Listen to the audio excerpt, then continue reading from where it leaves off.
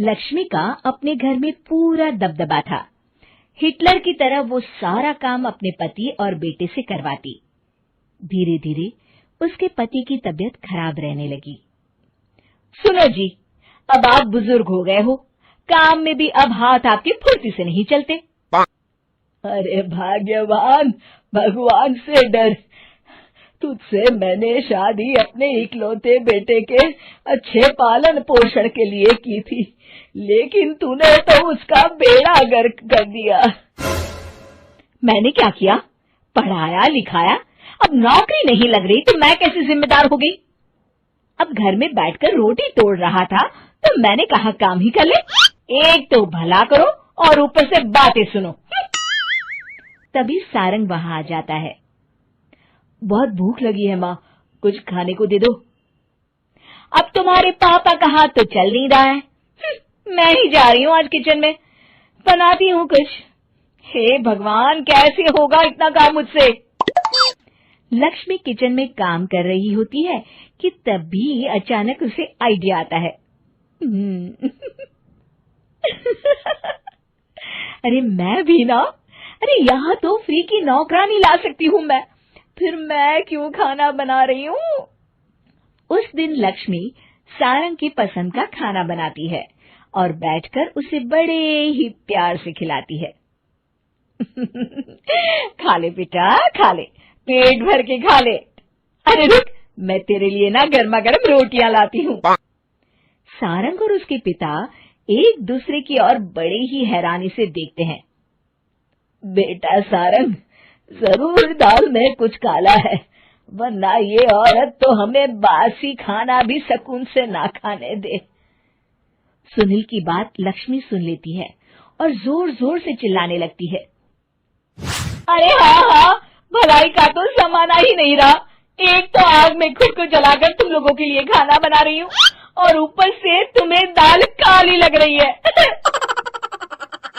अरे माँ, पिताजी का ये मतलब नहीं था, तुम बुरा मत मानो। अरे हाँ बेटा, तू कहता है तो मान लेती हूँ। लक्ष्मी सारंग के पास बड़े ही प्यार से बैठ जाती है और फिर कहती है, बेटा मैंने ना तेरी शादी करने की सोच ली है। अब तेरे पिताजी के हाथ भी नहीं चलते तो सोच रही हूँ तेरे लिए बीवी ले आऊं। अब पता नहीं ना मैं भी कब मर जाऊं। अब ऐसे भाग्य भी कहाँ है हमारे। क्या कहा? अरे हाँ, तुम तो चाहते ही हो कि मैं मर जाऊं, लेकिन मैं अपनी प्यारी बहू का चेहरा देखे बिना नहीं मरूंगी। हाँ माँ, शादी तो मैं कर लूं, लेकिन मैं नौकरी नहीं करता, फिर कोई क्यों देगा मुझे अपनी बेटी? अरे क्यों नहीं देगा बेटी?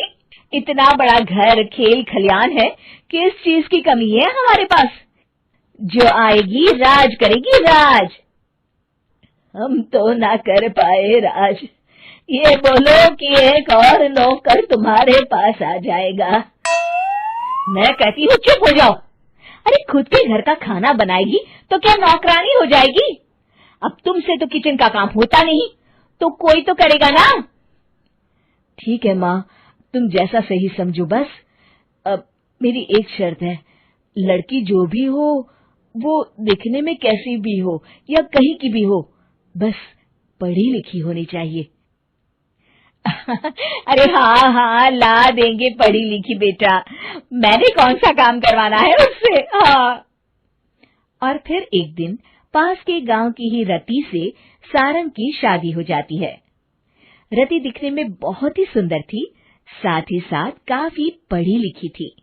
रति को लक्ष्मी के सौतेले होने की बात पता नहीं थी। शुरू में जब रति ने सारंग को घर का काम करते देखा तो हैरान रह गई। अरे ये तो अच्छी बात है कि आप घर का काम करते हैं, लेकिन मैं तो घर में ही हूं ना, आप क्यों कर रहे हैं जी? जाइए, आप नौकरी के लिए अप्लाई कीजिए ना। तभी लक्ष्मी वहां आ जाती है। अरे रति बहू, करने दे उसे काम।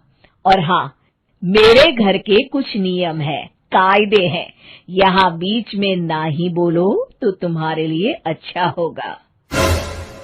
रति को लक्ष्मी की बात कुछ अजीब सी लगती है। वो समझ नहीं पाती है कि वो ऐसा व्यवहार क्यों कर रही है, लेकिन उसे लक्ष्मी के सौतेले होने के बारे में कुछ पता नहीं चलता है। फिर एक दिन तो हद ही हो जाती है।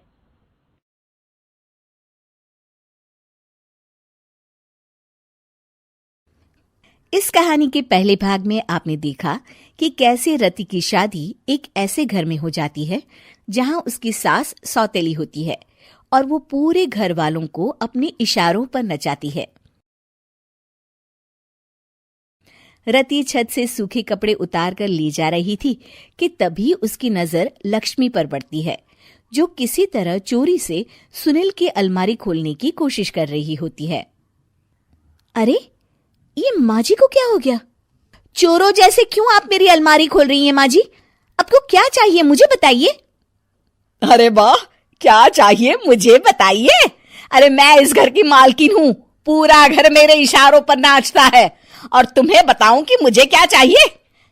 हट यहाँ से। और वो उसे जोर से धक्का देती है। जैसे ही लक्ष्मी रति को धक्का देती है, उसके सर पर चोट लग जाती है और वो बेहोश होकर गिर जाती है। रति के आसपास पूरा परिवार खड़ा रहता है। डॉक्टर जैसे ही उसे देखकर जाता है, रति को होश आता है। अरे बेटा, तुम दूर क्यों खड़े हो? मेरे पास आओ, मैं तुम्हारी माँ हूँ, कमला। रति के मुंह से लक्ष्मी सारंग की माँ का नाम सुनती है तो हैरान सी रह जाती है। क्या बोला रति बहू? चुप कर डायन, तूने मेरे पति और बेटे का हाल बेहाल कर दिया। अब तू मेरी बहू को भी गुलाम बनाना चाहती है? रुक, अभी मजा चखाती हूँ। ये कहकर जैसे उसे पकड़ने की कोशिश करती है, लक्ष्मी वहां से भाग जाती है। लक्ष्मी के जाने के बाद रति अपने ससुर और पति की तरफ देखकर मुस्कुरा देती है। दोनों समझ जाते हैं कि ये रति की चाल है।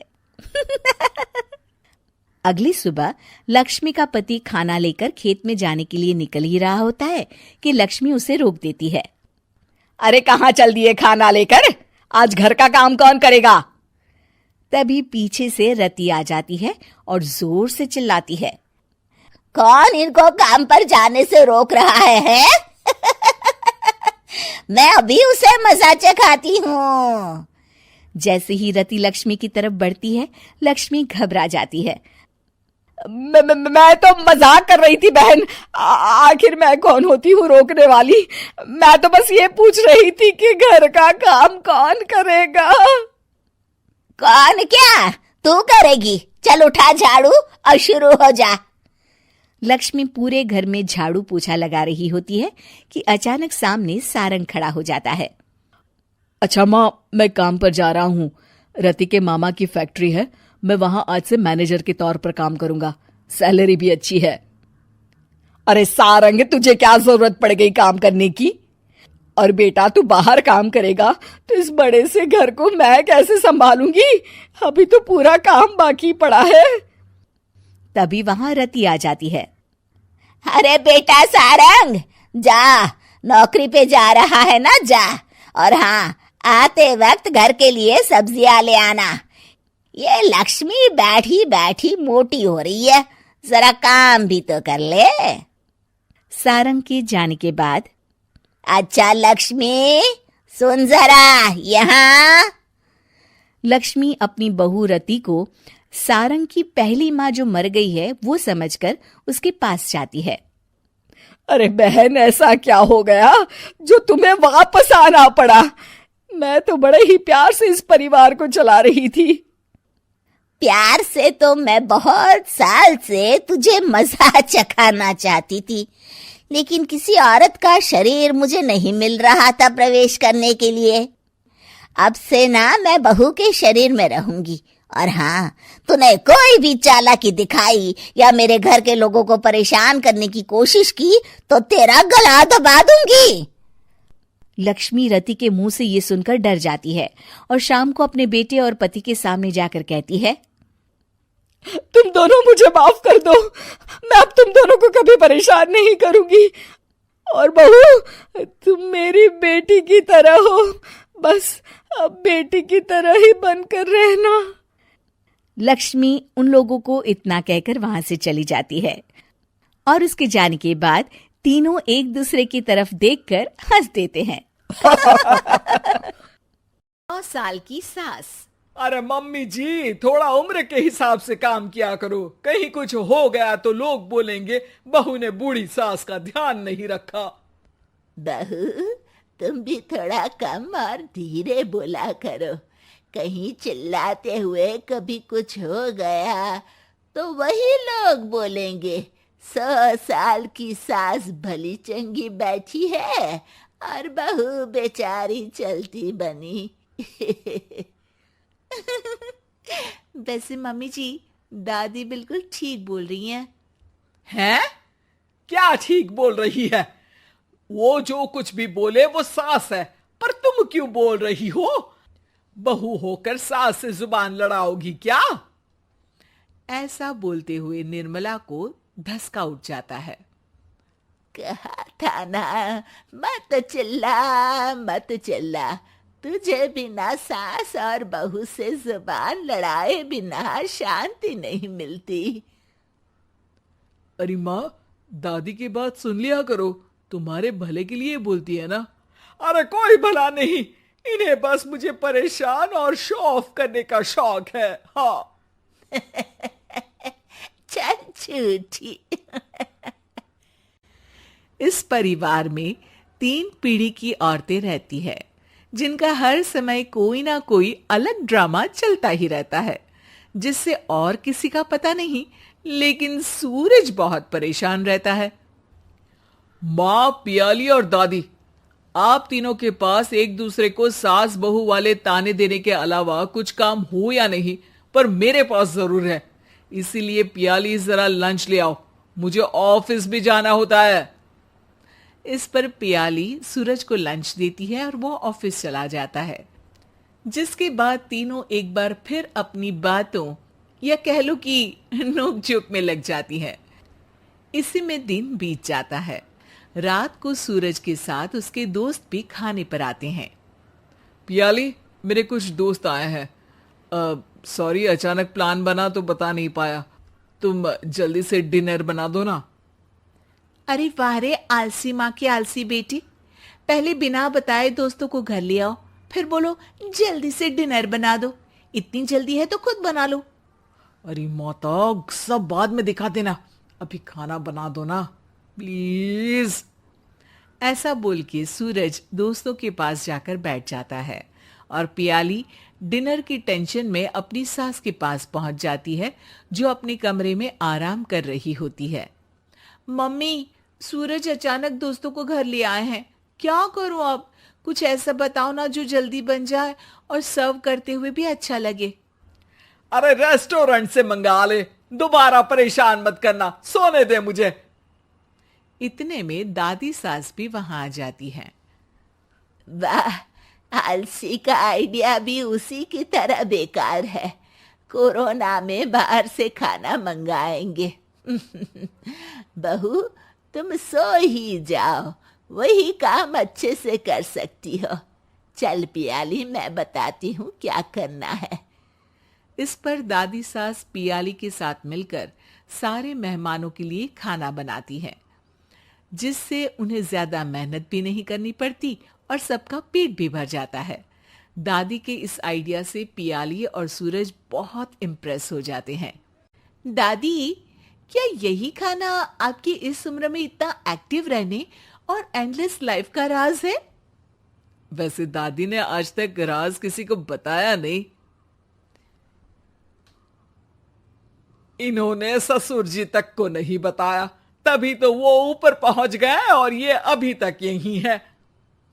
तेरी सास मेरे ऊपर पहुंचने का ही इंतजार कर रही है, पर इस आलसी का ये सपना पूरा नहीं होने वाला। क्यों जी, अमर होने का वरदान लेकर आई हो क्या?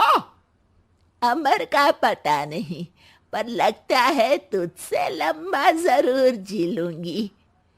इससे पहले कि दोनों सास बहू में कोई बहस शुरू होती, पियाली बीच में बोल पड़ती है। ठीक है, आप दोनों लड़ क्यों रही हैं? हम तो चाहते हैं कि आप दोनों हमारे साथ हमेशा रहें। पियाली की बातों पर दोनों शांत हो जाते हैं और उनकी लाइफ पहले जैसे चलने लगती है, जहां दादी सुबह जल्दी उठकर कुछ न कुछ काम करते हुए पूरा दिन बिताती है, तो वहीं निर्मला और पियाली लेट उठने से लेकर धीरे धीरे आलस में काम करना और जब मर्जी सो जाने से अपना दिन बिताती हैं। एक दिन निर्मला की सहेली उनके घर आती है। अरे क्यों रे निर्मला, कैसे चल रही है जिंदगी? सब बढ़िया, बस ये बुढ़िया ऊपर जाए तो ज्यादा अच्छा होगा। अरे ऐसा क्यों बोलती हो? तुम्हें तो उनसे सीखना चाहिए, वो बहुत फुर्तीली हैं। मैं उन्हें रोज मॉर्निंग वॉक करते हुए देखती हूँ, और वहीं तुम और तुम्हारी बहू है जिन्होंने शायद सुबह का सूरज आज तक देखा ही नहीं होगा। सहेली की बात सुनते ही निर्मला भड़क कर चिल्लाते हुए पियाली और अपनी सास को वहां बुलाती है, जिनके साथ सूरज भी वहां आ जाता है, और ये सब देख सहेली वहां से चली जाती है। अरे सासू माँ, आपको हमसे क्या दिक्कत है? अब तो मेरी सहेलियां भी आपकी वजह से मुझे ताने देने लगी है। मम्मी जी, कुछ तो लोग कहेंगे, लोगों का काम है कहना, आप इग्नोर करो ना। अच्छा वैसे महारानी, वो तुम्हें भी वही सब बोल रही थी? है? मैंने क्या किया? अरे किलस क्यों रही हो? अब तो समझो और अपना लाइफस्टाइल सुधारो।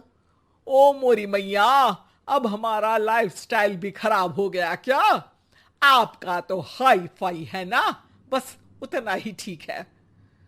तुम लोग हमेशा पूछते हो ना कि मेरी इस उम्र और अभी भी इतने एक्टिव रहने का राज क्या है, तो वो ये लाइफ स्टाइल ही है, जिसे हाई फाई नहीं पर सिंपल कहते हैं।